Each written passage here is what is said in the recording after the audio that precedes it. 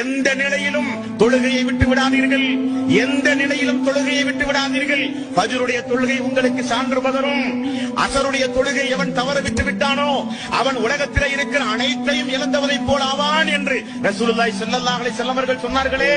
இறை இல்லங்களின் மூலம் ஒவ்வொரு நேரமும் ஒவ்வொரு வக்துக்கும் ஹய்யாலல் ஸலா தொழுகையின் பக்கம் வாருங்கள், ஹய்யாலல் ஃபலா வெற்றியின் பக்கம் வாருங்கள் என்று அழைப்பு காதில் விழுந்த பொழுது கூட ஜமாத்தோடு சேர்ந்து ஓடோடி வந்து தொழுது தீமைகள் எல்லாம் அழிக்கப்பட்டு பரிசுத்தவானாக மறுமை நாளில் இந்த துனியாவில் மரணிப்பதற்கு பகரமாக தொழுகையை புறக்கணித்து வாழ்ந்தானே அவனுக்கல்ல சொர்க்கம்.